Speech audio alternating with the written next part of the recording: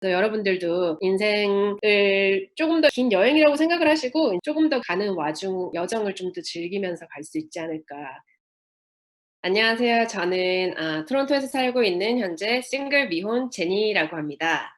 저는 브랜드 매니저, 프로덕트 매니저라고도 불리는 이 직업을 가지고 토론토에서 일하고 있고요.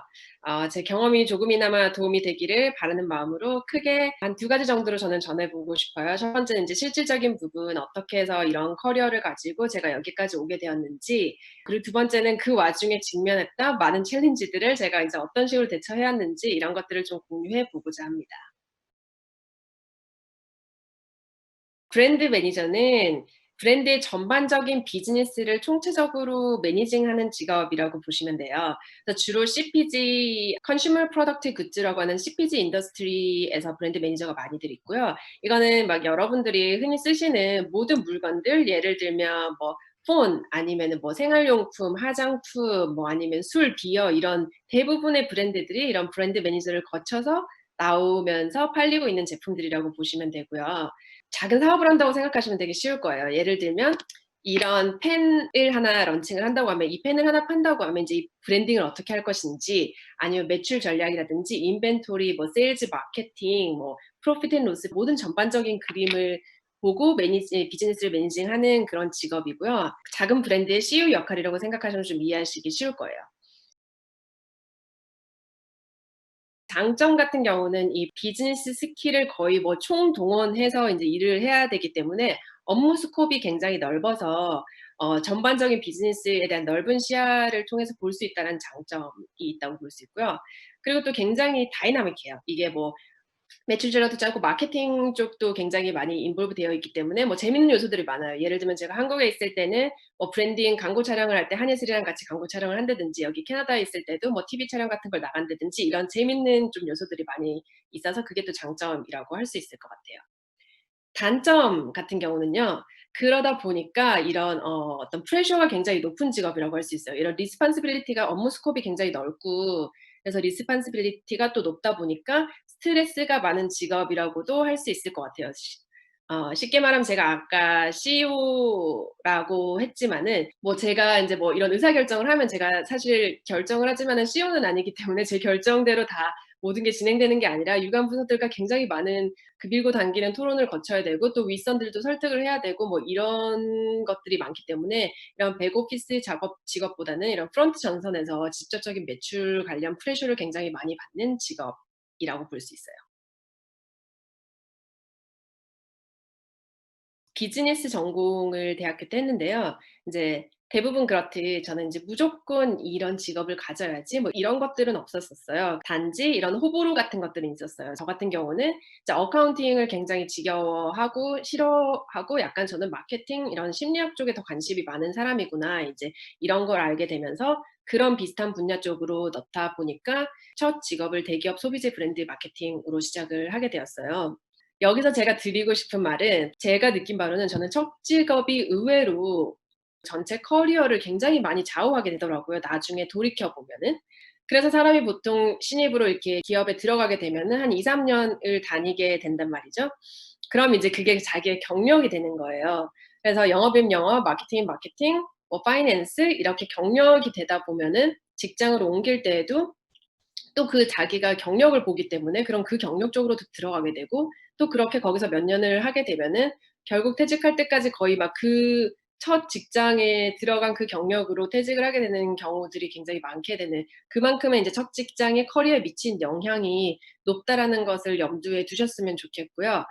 그래서 인제 초반에 이런 첫 직장을 구하실 때 이런 인턴십이라든지 아니면 업계 사람들의 이런 인터뷰 같은 걸 통해서 인제 본인들한테 뭐가 잘 맞는지를 찾으면은 굉장히 좋을 것 같고 그럼에도 불구하고 들어가서 안 맞을 수 있어요. 그래서 인제 뭐 좀 인제 뭐 1-2년 해 보시고 '나랑 안 맞는 것 같다.' 아니면은 '난 좀 해 보니까 좀 다른 걸 좀 해 보고 싶다.'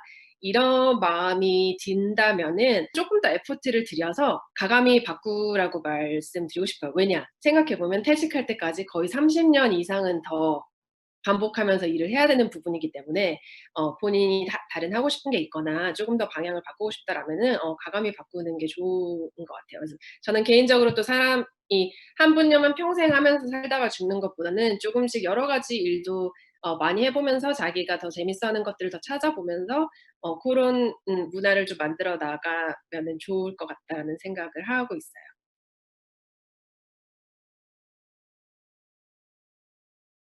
네. 저 같은 경우는 예전에 인제 어릴 때는 인제 뭐 목표만 보고 계속 달려오다가 어느 순간 목표에 도달한 순간 인제 대기업에 들어가서 몇 년 일을 하다 보니까 그런 생각이 들기 시작했어요. 인제 '한 번 사는 인생인데 좀 더 다양한 경험을 좀 해 보고 싶다. 내가 주도적으로 좀 다양한 경험을 해 보고 싶다. 좀 다양한 국가의 사람들도 좀 만나 보고 그리고 좀 다양한 백그라운드 경험을 가진 사람들도 만나면서 좀 인터랙션을 하면서 살고 싶다.'라는 그런 생각을 하게 됐고요.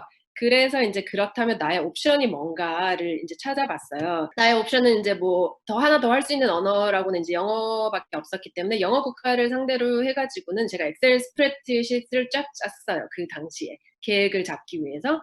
그래서 이쪽은 국가별로 인제 나의 옵션들이 뭔지 뭐 미국, 캐나다, 뭐 호주, 영국 뭐 이런 식으로 인제 영어를 쓸 수 있는 국가들을 나열을 하고 인제 이쪽 줄은 제가 중요하게 생각하는 크라이테리아 같은 것들 뭐 예를 들면 비자 영주권이 어떻게 되는지 국가별로, 그다음에 뭐 아니면 튜이션이라든지 리빙 코스트가 얼마나 드는지 국가별로, 뭐 라이프 스타일은 어떤지, 뭐 복지, 뭐 인종차별, 뭐 어떤 라이프 스타일 제가 중요시하는 것들을 쭉 나열을 한 다음에 점수를 매겼어요, 국가별로.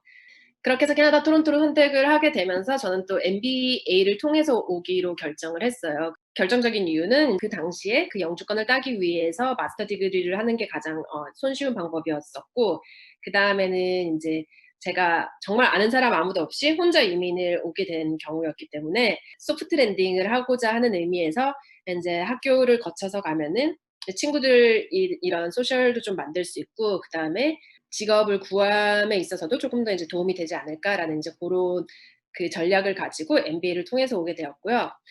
그런 결정을 하는 와중에도 굉장히 많은 피드백들과 챌린지들이 많았었어요. 뭐 예를 들면 리서치를 해도 굉장히 다양한 의견들이 있고 또 저 지인들이라든지 이런 조언을 구했을 경우에도 여러 가지 많은 피드백들을 듣게 되는데요. 저 같은 경우는 뭐 예를 들면 "MBA는 무조건 미국으로 가야 된다." 뭐 이런 조언들도 굉장히 많았고 뭐 아니면 "마케팅으로는 해외 취업이 절대 불가능하다." 뭐 "전공을 바꿔서 어카운트로 가야 된다." 아니면은 뭐 요런 피드백들이 많이 들어왔었어요. 그렇지만은 인제 제가 결정을 내리게 된 계기는 인제 제가 궁극적으로 원하고 추구하는 것이 뭔지가 굉장히 명확해서 인제 고거를 중심으로 결정을 내리면은 쪼끔 더 쉬운 것 같아요.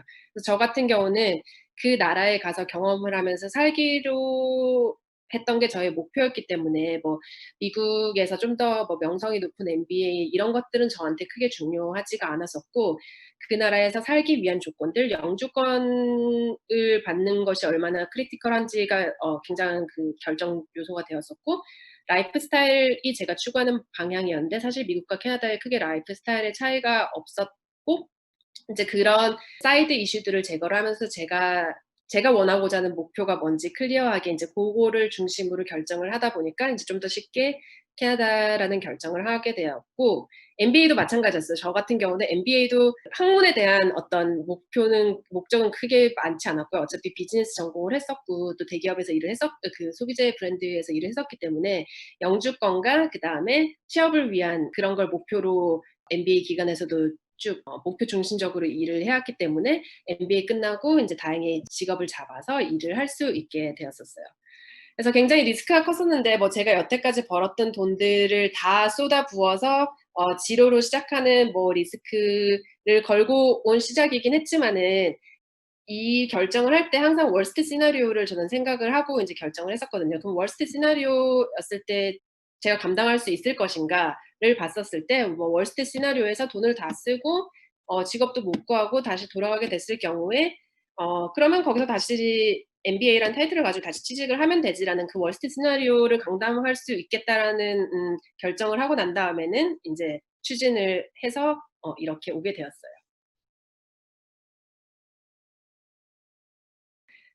저는 이 이야기를 하고 싶어요. 사실 우리의 인생의 끝이 언제가 될지는 전혀 모르는 일들이기 때문에 막연히 '한 이때까지 늙어 죽을 때까지 살겠지.'라고 생각을 하지만은 그거조차도 사실 보장되지 않았기 때문에 제가 시작한 거는 인생을 약간 5년 단위로 끊어서 살기 시작을 했어요. 예를 들면 25 에서 30 세, 30 에서 35 세, 뭐 35 에서 40세 이렇게 5년 단위로 끊어 가지고 내가 만약에 5년 뒤에 죽는다고 생각을 하면은 그 5년 동안 내가 진짜 하고 싶은 일이 뭔지, 그러면은 그 해 보고 싶었던 것들 중에 할 수 있는 것들이 뭔지를 찾아 가지고 뭐 특별한 게 아니더라도 뭐 예를 들어서 여기를 꼭 가 보고 싶었다든지 뭐 아니면은 엄마랑 여행을 해 보고 싶었다든지 강아지를 키워 보고 싶었다든지 이런 소소한 것들 중에서 계속 미루기만 했던 것들을 좀 더 인제 5년 단위로 끊어서 인제 하고 싶은 것들을 좀 하면서 지내는 게 저의 목표가 됐어요. 그렇게 5 년씩을 좀 채우면서 살다 보면은 항상 미뤄왔던 것들을 쪼금 더 미리미리 할 수 있을 때 좀 하게 되면서, 그래서 저는 늘 인제 next 5 years가 인제 마지막 챕터라고 생각을 하면서 채우고 싶은 것들을 그 챕터에 꽉꽉 채우고, 그렇게 해서 또 다음 5 년이 오면 그 5년 동안 또 더 채우고 싶은 것들을 꽉꽉 채우다 보면은 '좀 더 후회 없는 삶을 살 수 있지 않을까.'라고 생각을 합니다.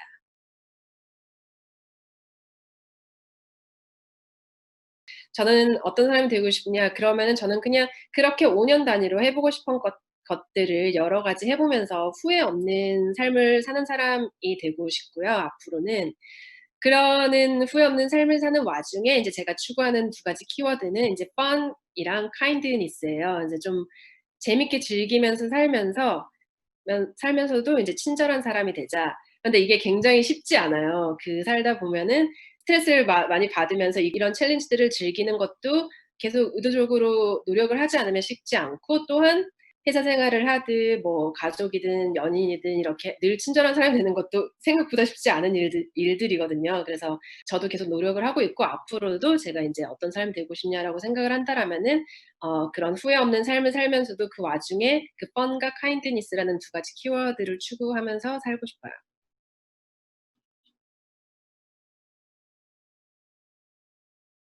제가 이렇게 짧지만 인제 살아오면서 조금씩 느꼈던 바로는, 경험에 의하면은 굉장히 되게 멀게만 보이는 것들이 의외로 막상 해 보면 '되게 별거 아니다.'라는 거를 많이 느끼면서 살아왔어요. 그래서 뭐 예를 들면 20대 초반의 저에게 지금 누군가가 너는 한 몇 년 후에 그 토론토에서 뭐 그렇게 살고 있을 거야."라고 얘기를 했다라면은 굉장히 놀라워했을 거예요. 믿지 않았을 거예요. 그렇지만 그것도 뭐 영주권을 받는 거 뭐 아니면은 뭐 이런 모든 것들이 사실상 그냥 하나하나 이렇게 해 보면은 굉장히 멀게 보였지만은 별거 아니라는 거, 사람들 다 그렇게 하면서 살고 있다라는 거, 요런 것들을 굉장히 많이 해 보면서 느끼게 되었고요.